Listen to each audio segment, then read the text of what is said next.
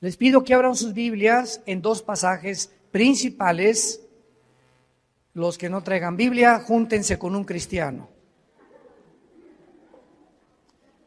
Venir a la iglesia sin Biblia es como ir a jugar fútbol sin pelota, ¿verdad? Y por eso se llama Seminario de Profecías Bíblicas. Para que tengan su Biblia, su libreta, pluma, tomar notas, apuntes. Esto es importante para un discípulo o un seguidor de Jesucristo. En Primera de Tesalonicenses capítulo 4 y el otro pasaje, apúntenlo, es Primera de Corintios 15, pongan dos separaciones, una Primera de Corintios 15, 51 al 53 y Primera de Tesalonicenses, necesito el apuntador, Alan, del tiempo.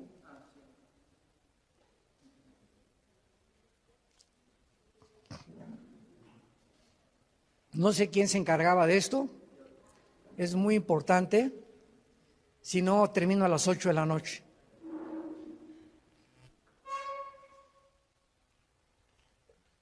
Muy bien, Primera de Tesalonicenses capítulo 4, versículo 13 al 18. Vamos a ir examinando cada pasaje cuidadosamente y vamos a ir tratando de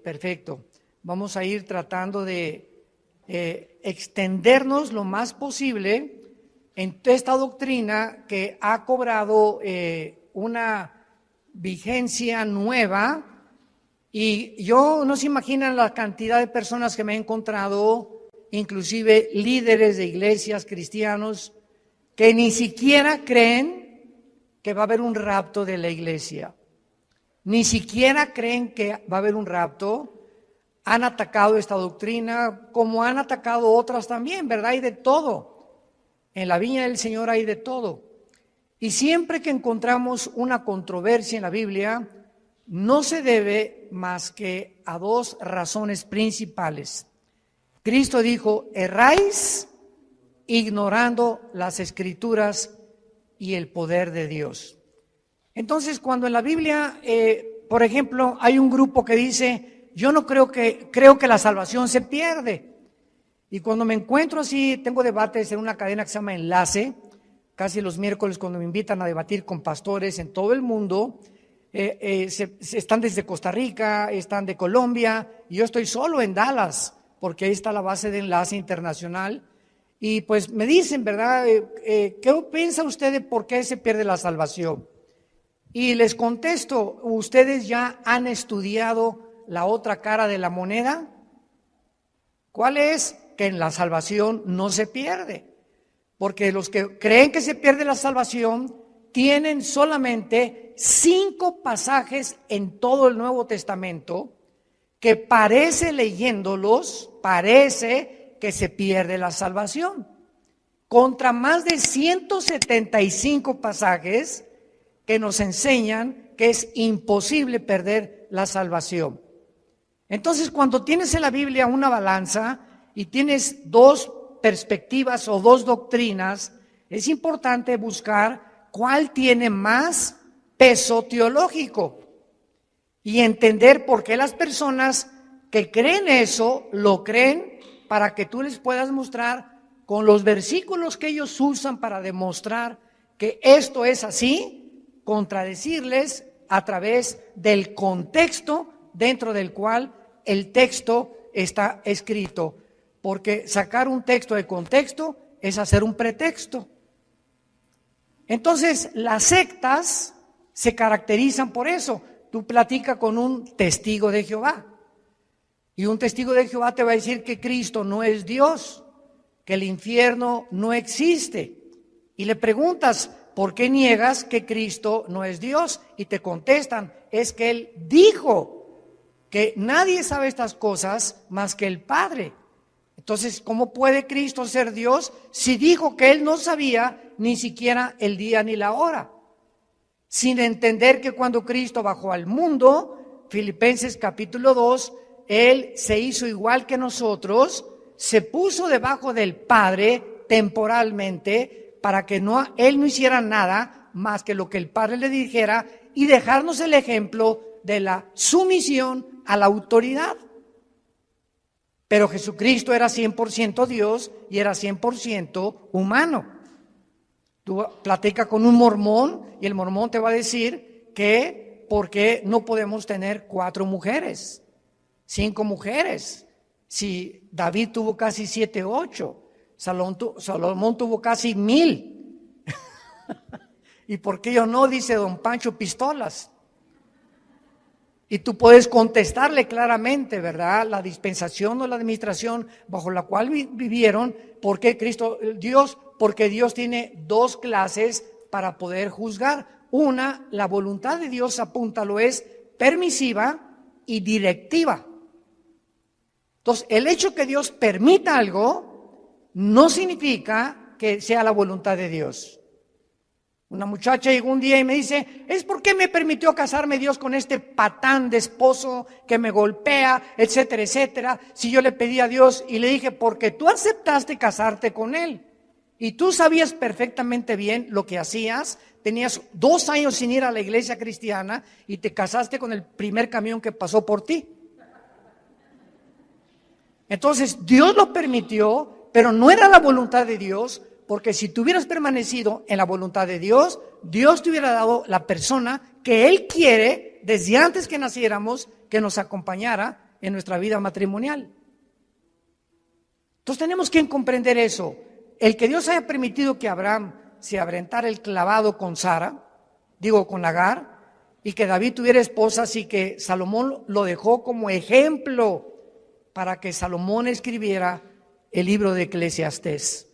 Y ahí Salomón lo explica claramente. A la risa le digo, enloqueces al placer. ¿De qué sirve esto?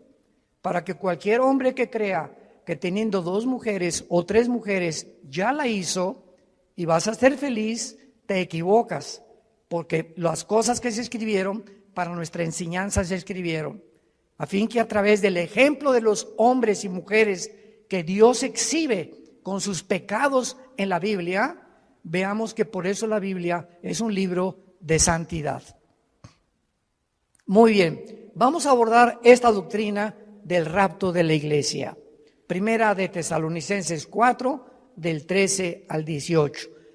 Pablo les dice a esta iglesia, no queremos, hermanos, o tampoco queremos que ignoren acerca de los que duermen.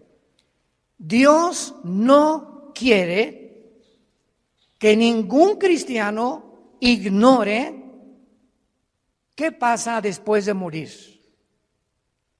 No quiere Dios que nosotros ignoremos qué hay después de la muerte, para que no nos comportemos como la gente que, como no sabe qué hay después de la muerte, como mi abuelita, se murió uno de sus hijos de mi abuela materna y se vistió de negro 8 meses sin salir de su casa para guardar luto. Háganme ustedes el favor. ¿Por qué lo hizo y por qué lo hacían nuestros abuelos o abuelas? Por la ignorancia de saber qué es la muerte y cómo debemos comportarnos delante de la muerte. Entonces así comienza Pablo escribiéndoles a estos hermanos. No quiero que ustedes ignoren acerca de los que duermen.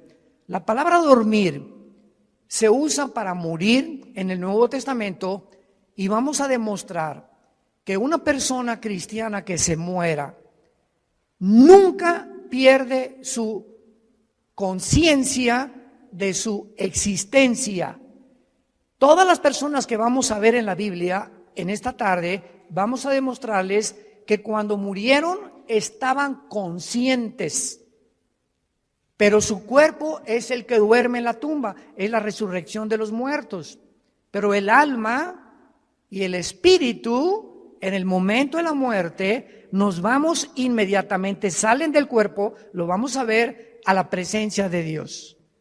Si tú mueres sin Cristo en esta noche, o mañana, o dentro de un mes, tu alma y tu cuerpo y tu espíritu se salen y descienden al centro de la tierra, al Sheol, o en el Nuevo Testamento con la palabra Hades, que son diversos compartimentos es como una prisión en el centro de la tierra donde están esperando millones de espíritus el juicio del gran trono blanco de Apocalipsis 20 del 11 al 15, que es el juicio de los incrédulos.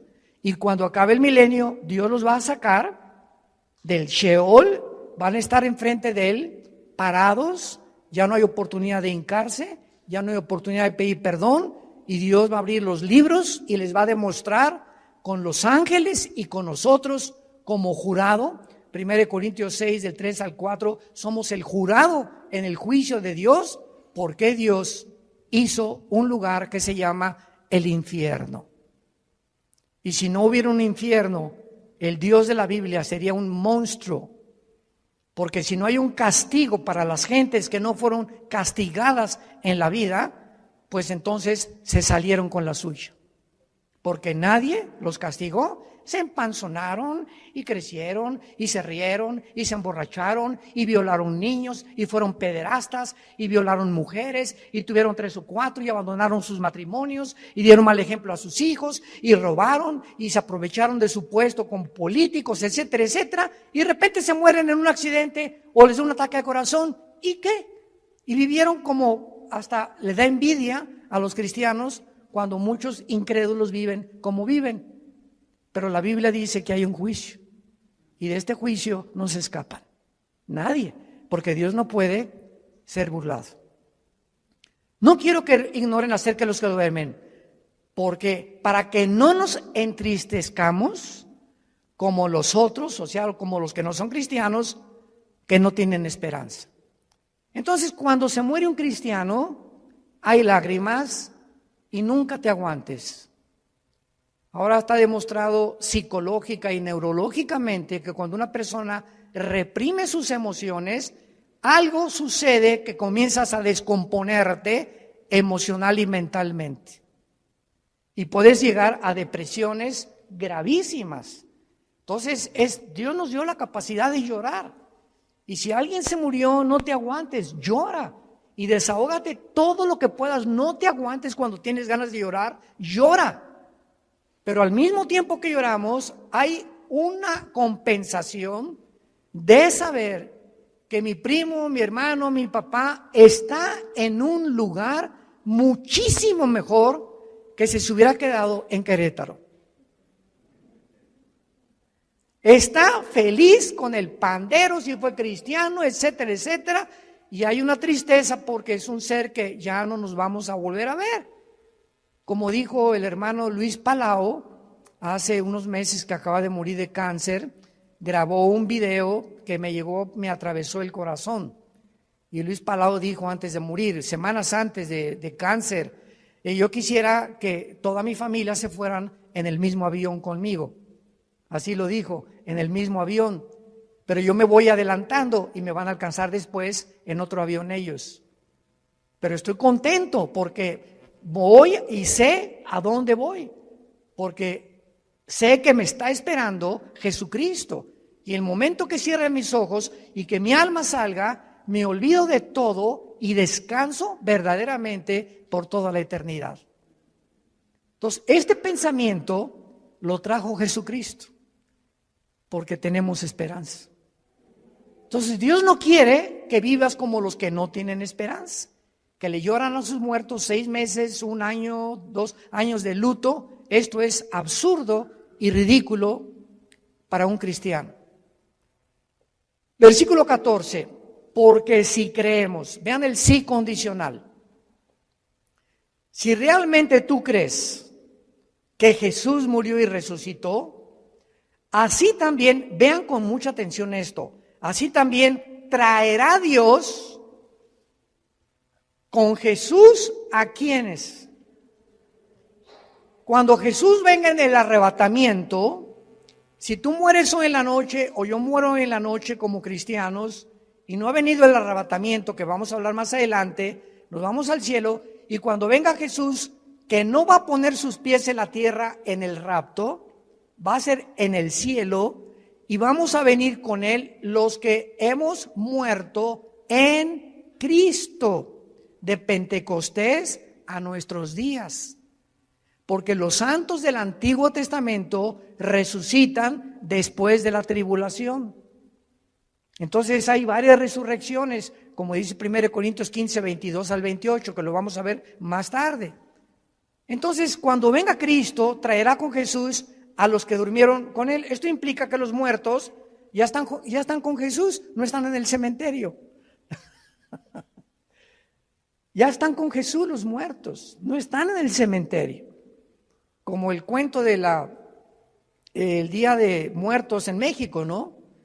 Que estaba la India María en el cementerio con una olla de mole. Y llegó la señora Pompidou con un ramo de flores. Y entró la señora Pompidou al cementerio con su ramo de flores así. India bruta, le dice, ¿cuándo crees que tu muertito se va a comer el mole? Y le contestó la India María, cuando venga el suyo por las flores. O sea, tanto los ignorantes como los de la clase alta cometen el mismo error que se llama paganismo. Cuando nosotros enterramos a alguien, un cristiano no regresa nunca al cementerio, porque no hay nada más que huesos y lagartijas. Y pararte enfrente de una tumba o de un monumento de una tumba, ¿verdad? Es por ignorancia, porque de alguna manera queremos seguir teniendo contacto con eso y, ay, mi chole, ¿verdad? Y perdóname que te haya hecho lo que te haya hecho, ¿verdad? Y perdóname, mi chole. Y comenzamos a hablar con el muertito, con la muertita, y él no está ahí, ni se va a comer el mole, ni va a salir por las flores. Entonces, todas esas costumbres han sido arrastradas por ignorar qué hay después de la muerte. Y Jesús vino a abrirnos los ojos y el entendimiento para que vivamos con una vida de la verdad y del conocimiento. Versículo 15. Por lo cual, entramos en materia, os decimos esto en palabra del Señor. O sea, Jesús le reveló a Pablo lo que vamos a leer. Que nosotros que vivimos, que habremos quedado hasta la venida del Señor, no precederemos a los que durmieron, porque el Señor mismo, con voz de mando, con voz de arcángel y con trompeta de Dios, descenderá del cielo, y los muertos en Cristo resucitarán primero. Luego nosotros los que vivimos, los que hayamos quedado, seremos, apunta la palabra en tu Biblia, arpazo, tal como suena con Z, arpazo, como el arpazo de un tigre o el de un león que hace esto para arrebatar la carne. Y esta palabra se tradujo arrebatados y significa ser sacado o quitado del medio súbitamente. Por eso se llama rapto, viene del latín raptarus. Entonces, usar arrebatamiento o el rapto de la iglesia son palabras sinónimas, pero se tradujo arrebatados. Y es la palabra arpazo, que se traduce ser quitado, es cuando alguien rapta a alguien, viene y lo quitan y lo suben a un coche, ¿verdad? Súbitamente de repente y te inmovilizan y te desaparecen. Por eso se llama que seremos raptados. De repente, millones de personas en el mundo van a encontrar la ropa tirada en el suelo. Todos los bebés van a desaparecer del planeta Tierra y los niños menores de edad hijos de los cristianos. Aviones van a chocar porque los pilotos chocaron, porque desaparecieron los pilotos. Los congestionamientos de tráfico en las carreteras van a ser espantosos por tantos choferes que desaparecieron de sus tráileres, de sus carros y tuvieron que chocar. Va a haber un congestionamiento impresionante en los medios de comunicación, tratando todos de poder investigar qué sucedió, qué pasó, quién se llevó a millones de personas del planeta Tierra. ¿Qué creen ustedes que el mundo va a contestar? Se los llevaron los ovnis. Y no es coincidencia que desde 1948, cuando Israel regresa a su tierra, desde el 48 hasta nuestra época, y más en los últimos meses, se ha promulgado y ha aumentado la comunicación y la investigación sobre el fenómeno de los ovnis. Las Naciones Unidas ya tienen un departamento dirigido por una hindú, una mujer de la India, encargada de investigar el fenómeno ovni. Al expresidente Trump le dijeron los senadores que por favor explicara el problema de Roswell, que en Nuevo México parece que cayó un ovni en Estados Unidos, y que había un habitante dentro de él que lo sacó la CIA y el Pentágono en Estados Unidos, y descubrieron que pues era completamente falso. Entonces, ¿por qué están apareciendo tantos platillos voladores en el cielo? Yo quiero darles ahorita la respuesta. Una vez me preguntaron, ¿por qué ustedes los cristianos no creen en los ovnis? Y yo les contesté, ¿quién dice que no creemos? Claro que hay muchos videos falsificados y relatos de personas que fueron raptadas por ovnis, o que también hicieron experimentos genéticos con ellos, pero hay hechos que son reales. Y yo estuve traduciendo, ¿te acuerdas, Alan, de Jim Arwin? Jim Arwin fue el piloto de la nave Apolo 15, que fue el primer vehículo que caminó en la luna. Y Jim Arwin vino a México y me llamaron a mí, ya hablaba yo inglés en aquel tiempo, para que fuera su traductor. Fuimos como 6 o 7 universidades, ¿te acuerdas? Y Jim Arwin estuvo platicándonos con nosotros que él vio, porque allá cuando regresaba de la luna, él se convirtió a Cristo. Y en la escuela donde iba Alan tenía a un hijo que ellos adoptaron, ¿te acuerdas? Era un taiwanés o de Filipinas, que era en la misma escuela donde iba Alan y nuestra hija Kim, que ya murió de cáncer. Pero Jim Arwin me dijo, mira Armando, yo vi una cosa que pasó enfrente de la nave cuando íbamos entrando ya a la atmósfera, que era una velocidad Mach 3, o sea, imposible que ninguna nación haya fabricado tal artefacto que pueda trascender la velocidad del sonido. Y le dije, ¿qué era? Dice, nada más vi algo como plateado que pasó enfrente de mí. Entonces, hay astronautas y hay pilotos de integridad que dicen que se han enfrentado con este fenómeno de los ovnis. ¿Y cuál es la respuesta? La respuesta es que es real. Nada más que los cristianos no les llamamos ovnis, les llamamos ovis. Objetos voladores identificados. Porque no negamos que existen, pero sabemos quién está detrás de ese fenómeno. Son materializaciones de la energía satánica. Satanás está preparando el mundo para que cuando venga el arrebatamiento de la iglesia, sepa el mundo que fuimos sacados del mundo por extraterrestres. Ahorita, en el estado de Colorado, en Estados Unidos, el más grande observatorio de los ovnis, ¿quién creen ustedes que lo financia? El Vaticano. ¿Y saben cómo se llama el observatorio? Lucifer. Lucifer, el más grande observatorio que está tratando de encontrar, porque dijo el Papa Francisco que si llegaban los ovnis, él los iba a evangelizar. Bueno, no nos vamos a perder con eso, ¿verdad? Pero vamos a explicar esto claramente. Dice el versículo 5 que cuando Jesucristo venga en el rapto, va a haber una generación de cristianos vivos. Dios quiera que seamos nosotros. Muy bien. Y dice el versículo 16 que cuando Él venga, viene con voz de mando que solamente lo vamos a oír nosotros.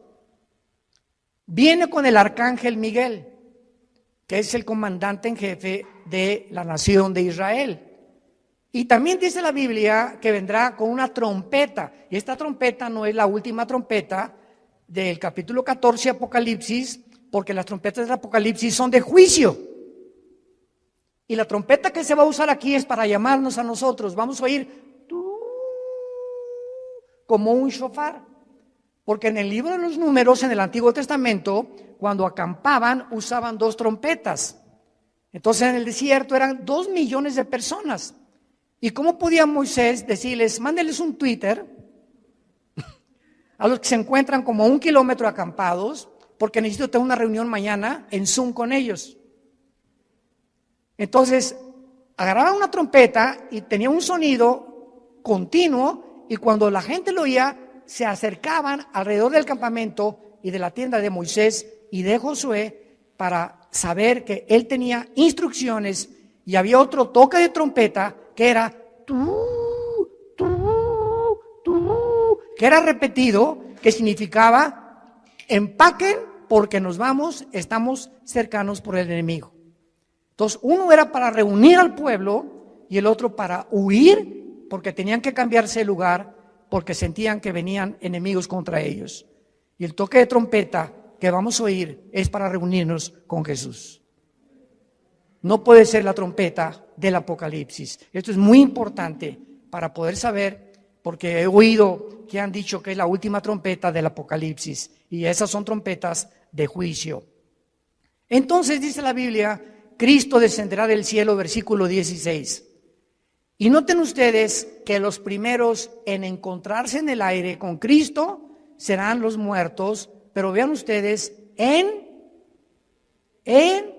Cristo. O sea, desde Pentecostés hasta nuestros días se formó la iglesia. La iglesia no existía en el Antiguo Testamento, no existía en los evangelios. Fue cuando en Pentecostés, bajo el Espíritu Santo, que se formó el cuerpo de Cristo. Y ahora la iglesia somos seres humanos que estamos en Cristo, injertados en Él. Dice Efesios 5, somos parte de sus huesos y de su carne de Cristo, es el cuerpo místico de Cristo.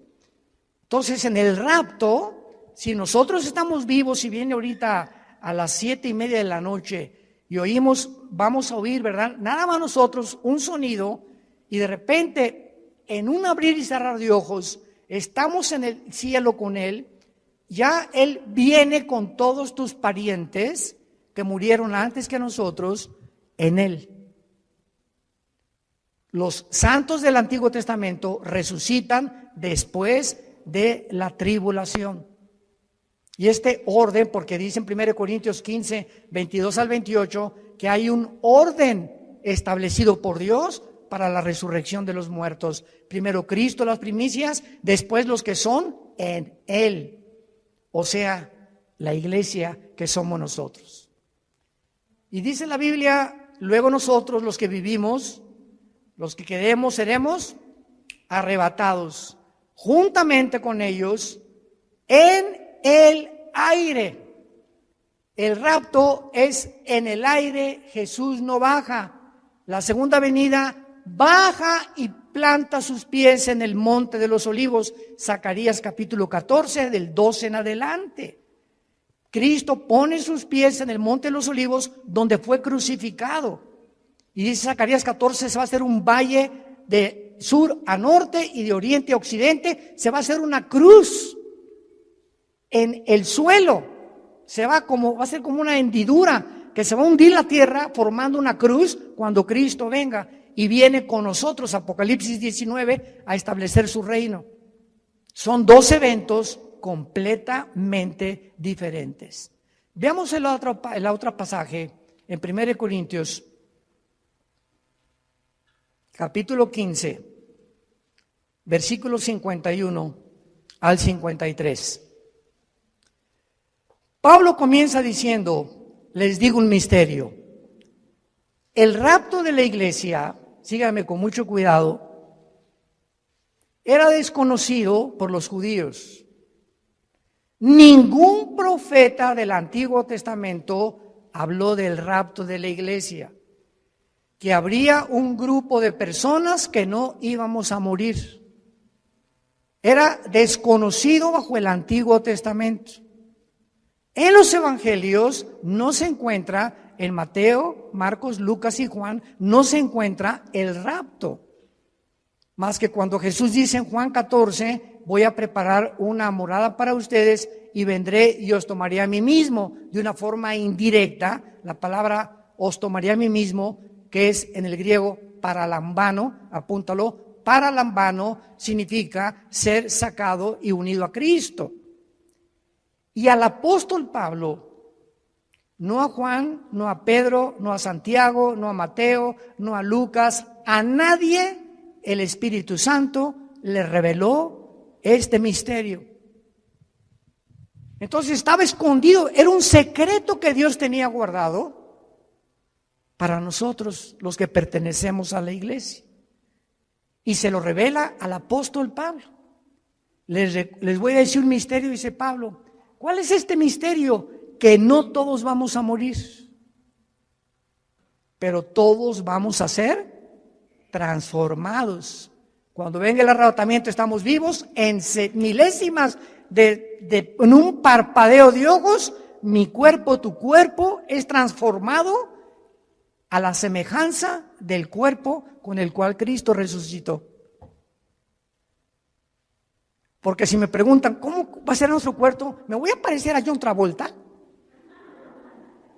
¿Me parecería a Madonna cuando resucite? Y tenemos curiosidad de cómo va a ser nuestro cuerpo, ¿verdad? Lo vamos a ver ahorita con mucho detalle, porque la Biblia nos dice cómo va a ser nuestro cuerpo. Entonces, este misterio es que habría una generación de cristianos que no vamos a saber lo que es morir. No vamos a atravesar el túnel que atraviesan, como decía David le llamó el camino de todos los hombres. Pablo le dice abandonar este cuerpo. Entonces, este misterio fue revelado al apóstol Pablo y dice el versículo 52 explicándonos cómo va a suceder. En un momento, en un abrir y cerrar de ojos, a la final trompeta, porque se tocará la trompeta y los muertos serán resucitados incorruptible y nosotros transformados, porque es necesario que esto corruptible se vista de incorrupción y esto mortal se vista de inmortalidad. Muy bien, ahora vamos a demostrar a continuación claramente en la Biblia que lo que enseñan los testigos de Jehová y los mormones es una grande equivocación, que los muertos están dormidos y que no hay conciencia después de la muerte hasta la resurrección. Vayamos primero a Génesis capítulo 35 en el Antiguo Testamento. Esto es maravilloso. La Biblia es preciosa. No hay nada perverso en ella. Todas ellas, las palabras de Dios, son rectas al que entiende y razonables a los que han alcanzado la sabiduría. Dice Proverbios 8 del 4 al 8. Vean ustedes Génesis 35 versículo 18. Pon una lupa o un microscopio para lo que vamos a leer. Aconteció que al salírsele, apúntalo, Nepesh. Nepesh con SH al final. Es la palabra hebrea para alma. Al salírsele el Nepesh o el alma murió. Desgraciadamente hay una traducción de la Biblia que se llama la Nueva Versión Internacional. Yo no se la recomiendo a nadie. Y si tú lees este versículo en esta versión de la Biblia, dice, aconteció que suspiró. ¿Y qué es un suspiro? O sea, no explica nada, ¿no? Porque no nos revela la parte que forma el cuerpo humano, que es el alma. Vamos a ver cuál es la otra parte del cuerpo humano. Y cuando dice la Biblia Nepesh, si lo quieres apuntar, el alma es el centro de la mente, las emociones, la voluntad y los sentimientos. Eso es el alma. Y que en otras partes del Antiguo Testamento se traduce como el corazón. Del corazón salen Las malas palabras, del corazón sale esto, del corazón aquello, perverso y engañoso el corazón, Jeremías 17:9, y cuando dice perverso y engañoso el corazón, perverso y engañosos son nuestros sentimientos. Perversos y engañosos son nuestras emociones. Perverso y engañoso es nuestra voluntad y nuestro intelecto. Nacimos torcidos. Qué peligroso es que confiemos en nuestros sentimientos y en nuestras emociones cuando no están bajo el control del Espíritu Santo. Ay, hermano, me voy a casar. Sí, qué bueno que te vas a casar, Conchita. Es que está re guapo, se parece a Rambo. ¿Y te vas a casar por el físico? No, voy a casar porque que te linda, y está muy bonita. ¿Y te vas a casar por el físico o realmente ya tienes un tiempo conociendo el corazón de esa persona, su carácter, cómo reacciona a diferentes cosas, caminar con Cristo? Porque el matrimonio es para dos discípulos. El matrimonio es para dos discípulos de Jesús. Porque si te casas y eres cristiano con una que no es cristiana o con uno que no es cristiano, ¿qué va a pasar? Es como atar en el arado, en el campo, a un buey con un burro. Entonces el buey jala para acá y el burro jala para allá. Para arar el arado se necesitan dos bueyes. No estoy diciendo que seas buey. Y son palabras bíblicas, ¿eh? Entonces, por eso están unidos para arar con un yugo los dos, y el yugo del matrimonio es Cristo. Entonces, si los dos no están y Cristo no está en medio, cordón de tres dobleces es difícil de romperse, dice Eclesiastés capítulo 4. Por eso es tan importante entender que el matrimonio es para discípulos. Aconteció que al salírsele el alma, murió. Al morir, ¿qué se sale de nosotros? Se sale el alma. Ahora el versículo 29 del mismo capítulo. Y exhaló Isaac el Roach. Así como suena, se pronuncia la CH en hebreo como J, Roach. Se le salió y se traduce espíritu. Y el espíritu es la parte inmaterial a través de la cual conocemos, adoramos y servimos a Dios. Adoramos en espíritu, servimos en espíritu y seguimos en espíritu al Creador. Y hasta que el espíritu entra a nuestra vida y renace y resucita el espíritu muerto con el cual nacemos, no podemos servir a Dios. Y hay cristianos que sirven a Dios sin el espíritu. ¿Sabían eso? Sirven a Dios en la carne. Predican, enseñan, hacen, pero la motivación por lo cual hacen todo lo que hacen no es para Él. Es o para ser vistos, o para ser recompensados, o por muchas otras intenciones. Y lo encuentran en Apocalipsis 2, del 1 al 4, con la iglesia de Éfeso. ¿Se acuerdan de esta iglesia? Que le dice Cristo: yo conozco tus obras, has tenido paciencia, has probado los que son apóstoles y son mentirosos, has tenido esto y el otro, y en ese momento, Señor, gracias. Hasta que me reconoce, Señor. Con cualquiera de estas cosas que Cristo está alabando, se sentiría uno orgulloso, ¿verdad? Pero dice Cristo, pero, hay un pero. Pero, ¿cuál es, Señor, el pero? Que tengo contra ti que has perdido tu primer amor. O sea, todas estas cosas que Cristo alabó son buenas, pero lo estaban haciendo sin amor a Él. La carne es bien consagrada. Se llama la religiosidad. Y son de esos hermanos que, ¿y por qué el hermano se tatuó? ¿Y por qué trae el pelo largo? ¿Y por qué trae ese vestido tan caro, la hermana? ¿Y por qué la otra parece china poblana? ¿Y por qué esto y por qué el otro? ¿Y por qué se ponen aretes? ¿Y por qué celebran la Navidad? Dios mío, santo, no sé a qué virgen invocar.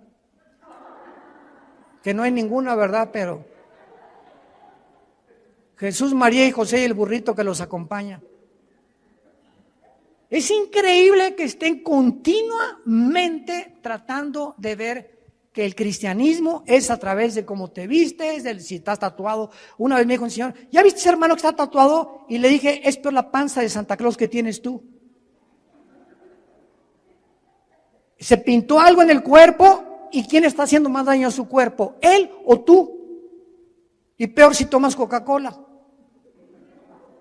Entonces, cuando apuntamos a alguien, 3 dedos nos apuntan a nosotros, nos damos cuenta.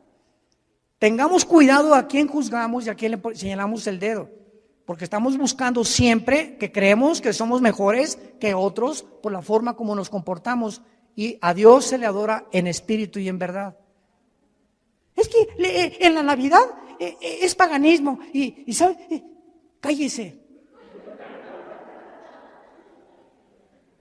Mi esposa le pone el árbol de Navidad más lindo que hay con esferas y estamos en Navidad. Jingle bells, noche de paz, contentos, alegres. Pero hoy, hermanos, no pusieron árbol, no pusieron nada y con sujeta.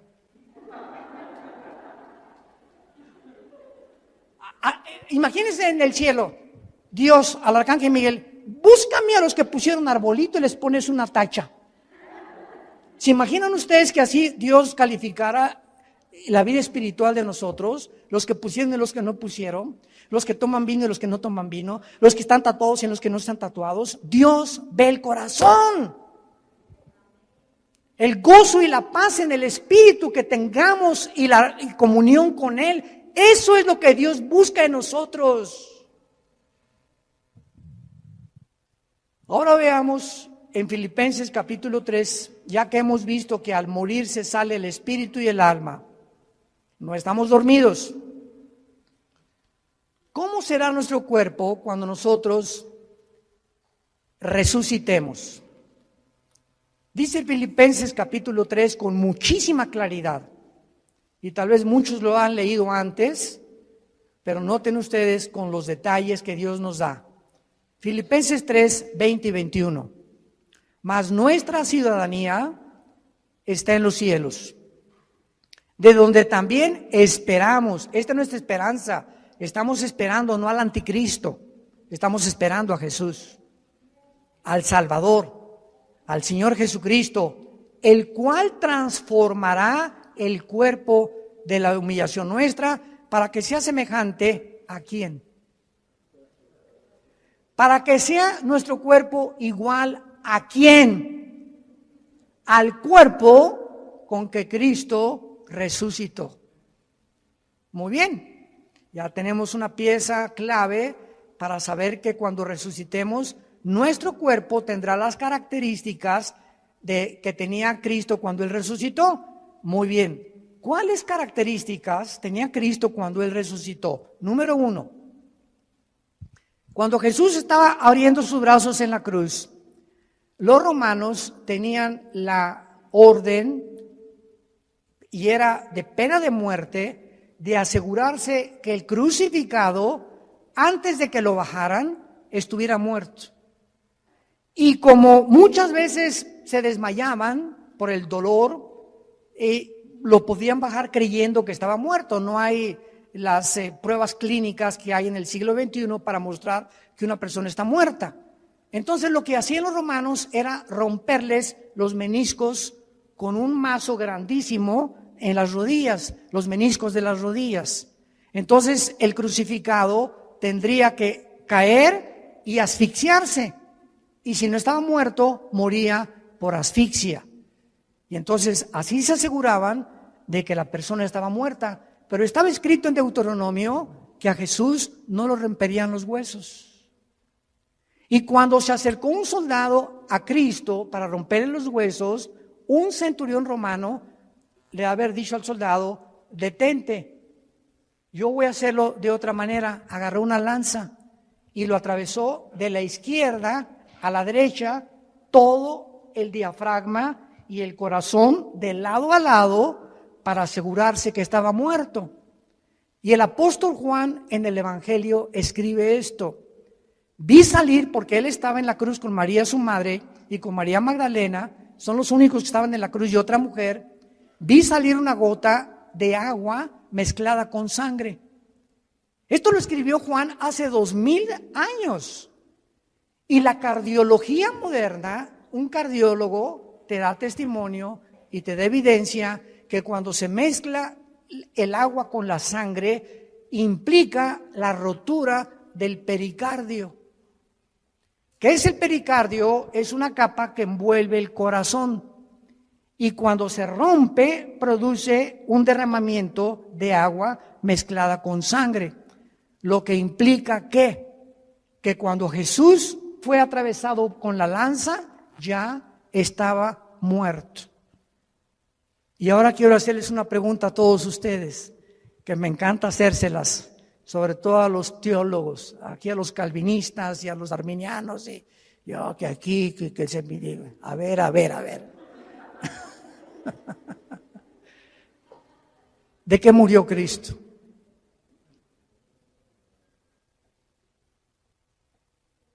Nadie, ¿verdad? ¿De qué murió? No murió de asfixia. Cuando lo atravesaron la lanza ya estaba muerto. ¿De qué murió? El Salmo 22, ya lo contestaron. Ya viste uno de mis videos.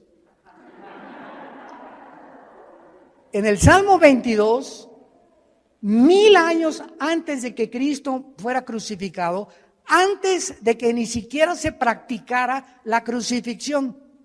Increíble. David escribe: Dios mío, ¿por qué me has desamparado? Comienza David a escribir 1000 años antes lo que Jesús pronunció en la cruz y lo que Jesús desde la cruz, como si David se hubiera adelantado al futuro, se hubiera metido en la cruz de Cristo y él estuviera viendo lo que Cristo vio desde la cruz. Esto es impresionante. Y más adelante David escribe: horadaron mis manos y mis pies y mi corazón fue como la cera. Cristo murió en el momento que tus pecados y mis pecados fueron puestos sobre su cuerpo, rompieron su corazón. Murió de dolor moral. No soportó llevar en la cruz nuestros pecados, y fueron nuestros pecados los que produjeron su muerte. Y 700 años antes de que él muriera, el profeta Isaías, capítulo 53, escribió: despreciado.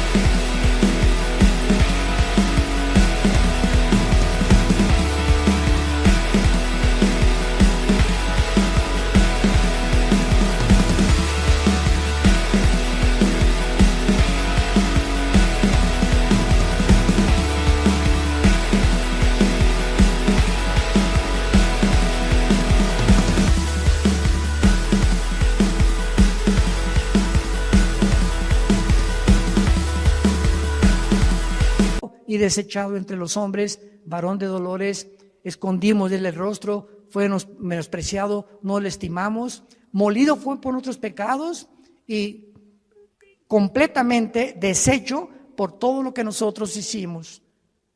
Qué increíble que Isaías haya escrito eso, que fue el pecado lo que mató a Jesucristo, y que el Padre haya permitido que su Hijo fuera crucificado, maltratado, despedazado. Cristo en la cruz, dice Isaías 52, los últimos 2 versículos antes de entrar al 53, que no había parecer en él. Cristo en la cruz era un guiñapo humano. Nadie reconocía, estaba deformado de los golpes, de los latigazos, de la sangre que le corría por su rostro. No tenía los tejidos subcutáneos, los tenía completamente abiertos, del látigo de 9 colas que tenían puntas de hueso con acero, y los romanos lo envolvían y el látigo le daba 4 veces, y cuando jalaban el látigo desgarraba todos los tejidos subcutáneos del pecho y de la espalda. Cuando Él estaba en la cruz era un guiñapo humano. Cristo en la cruz era un monstruo. ¿Por qué? Porque eso es lo que hace el pecado, nos hace monstruos. El pecado nos deforma. El pecado hace y tuerce lo que es la imagen de Dios en nosotros. Y el cristiano tiene que proyectar la santidad. El cristiano tiene que proyectar el gozo, la paz del Señor. Y tú lo puedes ver en amigos tuyos o en personas que no son cristianas. Ve la mirada que tienen. Será. La lámpara de nuestro cuerpo son los ojos.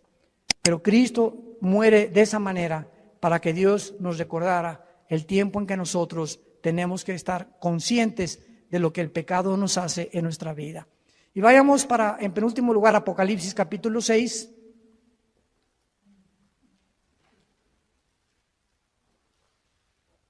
Molido por nuestros pecados. Qué tremendo. En Apocalipsis 6 vemos otra evidencia de que cuando morimos no estamos dormidos. Capítulo 6, versículo 9 en adelante. Cuando abrió el quinto sello, vi, dice el apóstol Juan, vi bajo el altar las almas de los que habían sido muertos por causa de la palabra de Dios y por el testimonio que tenían. ¿Cómo podía Juan ver en el cielo cuando la sangre y la carne no pueden heredar la corrupción? ¿Cómo pudo Dios llevarse a Juan al cielo?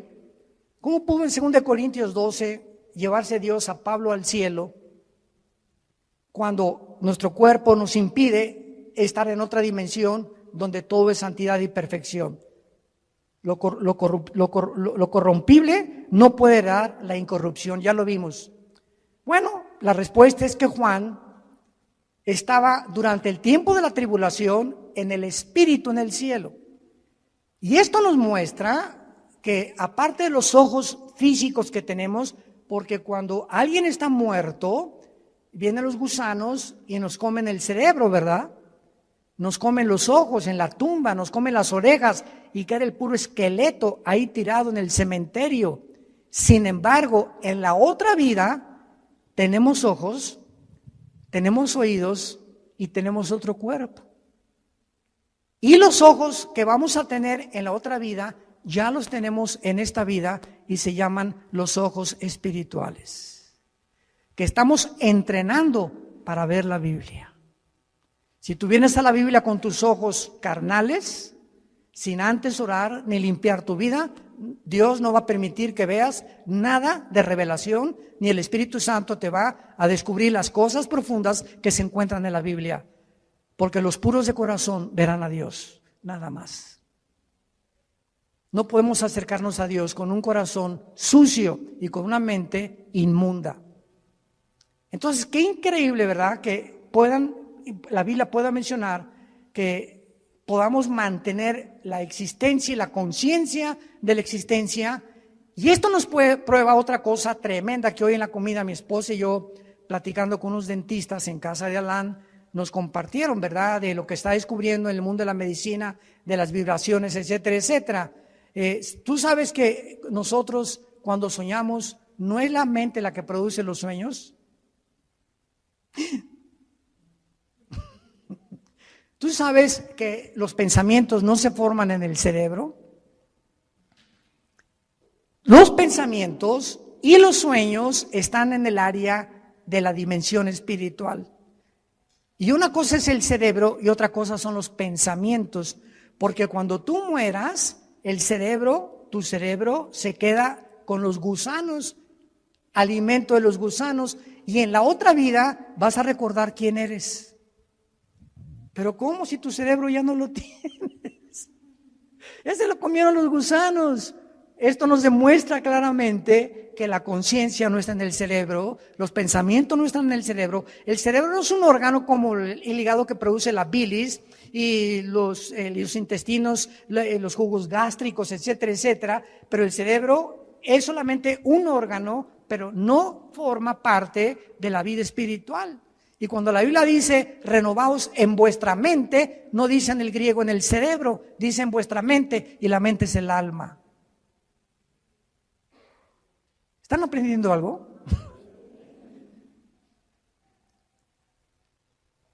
Juan está en el cielo y ve las almas de los muertos. No estaban dormidos.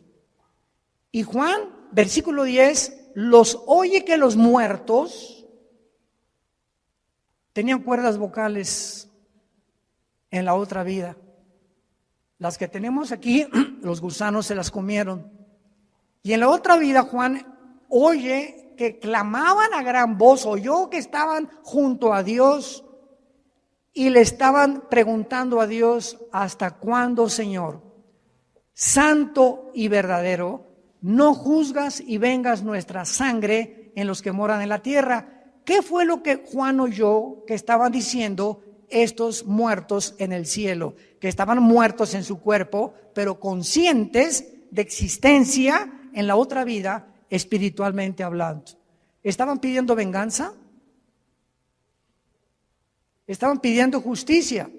Ahora, fíjense qué importante es esto. En el cielo, los que están ahorita en el cielo están conscientes de muchas cosas que pasan en la tierra, como nos los demuestra este versículo, porque más adelante se les dice que se esperen hasta que mueran los demás que el anticristo va a matar. Y estos muertos que están en el cielo están conscientes que la justicia no se ha hecho y están gritando a Dios: ¿hasta cuándo? Y es el grito de nosotros en el siglo XXI: Señor, ¿cuándo vas a acabar con tanta violencia, con tantos pederastas, con tantos políticos corruptos, con tanto robo, con tanto asalto, con tanta violación, con tantos violadores de niños? Señor, ¿cuándo va a acabar todo esto, con tanta enfermedad, con tanto cáncer, con tantos virus? Estamos aquí en la tierra gritándole a Dios: ¿hasta cuándo? Y Dios quiere que nosotros oremos y le digamos a Dios esta oración. Por eso Dios nos las dejó, porque cuando oye Dios el clamor de nosotros, escúchenme esto con mucho cuidado, cuando Dios oye el clamor de nosotros, Dios puede adelantar la venida de Jesús. Y para terminar, lo voy a demostrar en Apocalipsis 8. Cuando abrió el séptimo sello, se hizo silencio en el cielo como por media hora. Esto es impresionante. Y vi a los 7 ángeles que estaban en pie ante Dios y se les dieron 7 trompetas. Otro ángel vino y se paró ante el altar. Allá en el cielo hay un templo con altar, con lugar santo, con lugar santísimo y con atrio. Cuando Dios hizo el tabernáculo, lo hizo conforme a los planos que Dios le dio de algo que ya existía y que todavía está en el cielo. Y en todo Apocalipsis encontramos: vi el altar, se abrió el cielo y vi salir del altar de Dios los ángeles. Hay un templo en el cielo, literal, y bajará con la nueva Jerusalén. Capítulo 21 y 22, muy bien. Vi entonces otro ángel, se paró frente al altar. ¿Con qué? ¿Se acuerdan ustedes lo que representa el incienso? ¿Qué representa? Las oraciones, ¿verdad? Vi al ángel con un incensario de oro y se le dio mucho incienso, o sea, le dieron muchas oraciones más, porque cada vez que oramos sube al cielo. Cuando tú te hincas o sentado o nos reunimos 4 o 5 a orar o 10, no nos imaginamos el poder que se une espiritualmente y sube al cielo con mucho más fuerza cuando 2 o 3 se ponen de acuerdo en lo que están pidiendo. ¿Se acuerdan de Jesús? Cuando 2 o 3 se pongan de acuerdo en lo mismo, les será concedido, porque es mucho más fuerte cuando me pongo en oración con mi esposa o a la hora de la comida oramos por esto, por aquello y estamos 2 o 3 de acuerdo y esto sube como un cohete hasta el altar de Dios.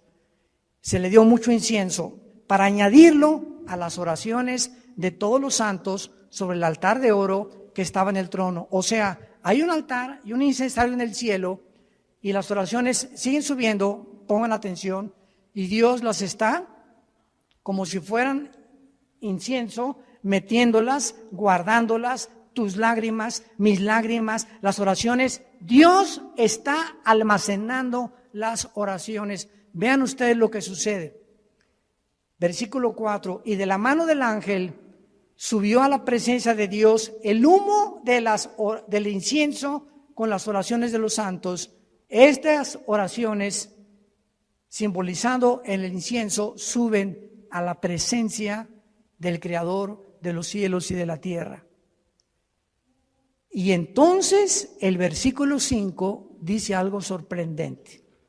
Entonces el ángel tomó el incensario, o sea, nuestras oraciones, lo llenó de fuego del altar y lo arrojó a la tierra.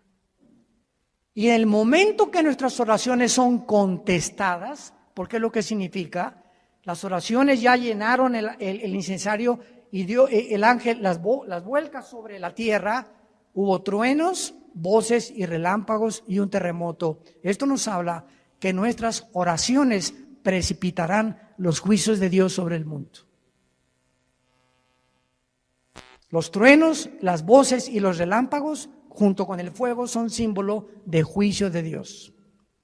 ¿Cuántos de ustedes hasta este momento, antes de dormir, no se hincado, sentado en tu cama o como Dios te acomode, le pides a Dios, Señor, te pido por mi hijo que está perdido, y mojas de lágrimas tu cojín? Te pido por mi esposa, mi esposo que está perdido, por mis cuñados, te pido por el gobernador, por el gobierno de México, y todo aquello que pedimos nosotros a Dios diario, sube al cielo, y mientras más oramos y más tiempo le dedicamos a la oración, Dios va a acelerar la venida de su Hijo Jesucristo. Y muchas veces la negligencia y la apostasía de los cristianos, no te puedo preguntar.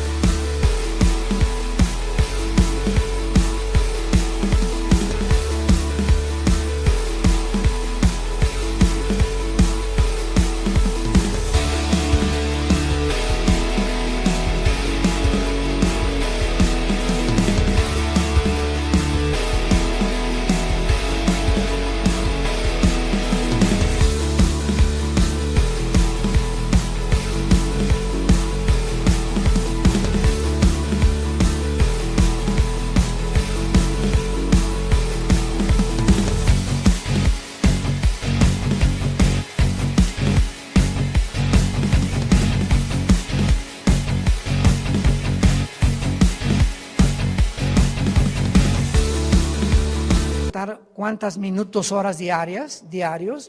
Pero si tú no oras diario 10, 15, 20 minutos diario, yo no sé qué clase de vida cristiana tienes. No tenéis porque no pedís. Y muchos de ustedes viven una vida sin paz, sin propósito, sin dirección, sin bendiciones de Dios, ni han visto la mano de Dios en sus vidas, en su matrimonio, en sus familias, simplemente porque no piden. Y cuando oran, Jesucito mío, mira su compañía, no me desampares ni de noche ni de día. Agarra un perico y grábale una grabadora mejor. O cuando oran, y te pido por estos alimentos y por los que no lo tienen, que se los des. ¿Qué clase de oración es eso, por el amor de Dios? Ni los pericos oran así. Te pido que les des a los que no se leen. Oye, pobre Dios, sin falta de misericordia, dales alimento a los que no lo tienen. ¿Y tú crees que te va a contestar Dios? A ver, Miguel, búscate a todos los pobres de África y mándales un sándwich. Oramos tantas vaciedades. Espíritu Santo, baja, como dice la canción. ¿Cómo que baja? ¿Los tienes dentro de ti? Señor, dame más y más de ti. No, no te voy a dar más de ti, yo quiero más de ti. Dame más de ti. Como dice la canción, dame, dame. Y Dios nos está diciendo lo contrario, tú dame más de ti. Yo ya te di a mi Hijo, ya te di a mi Espíritu Santo, ya te di la Biblia. O también nos juntamos a orar y comienzan a orar, Padre, y veo una hermana, sí, Padre, en el nombre de Jesús, y la otra hermana, amén, gloria a Dios, a su Altísimo, y de repente ya no saben de qué están orando, porque todos van comenzando y todo es un relajo, es el Cirque Soleil de la oración. Cuando nos juntemos a orar, cállate la boca y uno dirige la oración para que nos pongamos de acuerdo en lo que está orando, y no todos, sí, Señor, amén, Señor, ¿a qué le estás diciendo amén, cabeza de bolillo? Tenemos que aprender a orar. Yo he ido a iglesias donde o sea, qué increíble que no sepamos como cristianos que hay un orden en todas las cosas. Dios es un Dios de orden. Y cuando nos ponemos de acuerdo en cosas, Padre, te pedimos por el gobierno, te pedimos por aquello, etcétera, etcétera, la oración cambia las cosas. Y si tú en esta noche tienes a Jesucristo como tu Señor y como tu Salvador, y tú saliendo ahorita mueres un balazo, no sé lo que pueda pasar, un choque o mañana no amaneces, tú mueres en paz y vas a ir al cielo directamente en el instante, en los segundos en que tú te separes de tu cuerpo de este mundo. Hoy, antes de acostarte, yo te pido que te asegures que tienes a Jesús como tu Salvador. Oremos. Señor, te damos gracias por tu palabra.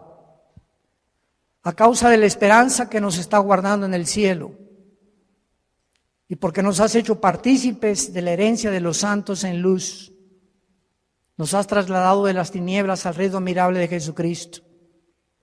Bendito sea el Dios y Padre de Jesucristo nuestro Señor, que nos hizo renacer para una esperanza viva por medio de la resurrección de Jesucristo, que fue crucificado, enterrado y resucitado a los 3 días, para una herencia incorruptible, inmarcesible, reservada para nosotros en los cielos, que somos guardados mientras tanto aquí en la tierra por tu poder, Señor, mediante la fe, habiendo huido de las concupiscencias, de las pasiones desordenadas,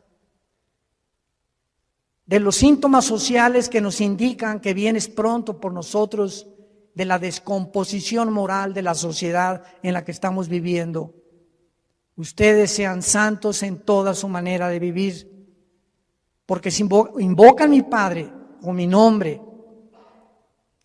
que soy santo ante todas las cosas, dice el Señor, andad con temor durante todos los días de vuestra peregrinación, sabiendo que fuimos rescatados con la sangre de Cristo, sin contaminación, no con oro ni con plata, sino con la vida del Hijo de Dios.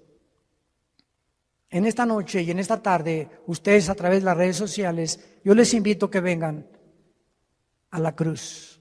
No te invito a una religión, te invito a una cruz, al centro del universo, donde Dios estaba en Cristo reconciliando nuestros pecados. El que no conoció pecado por nosotros se hizo pecado, para que nosotros fuéramos hechos la justicia de Dios en Él.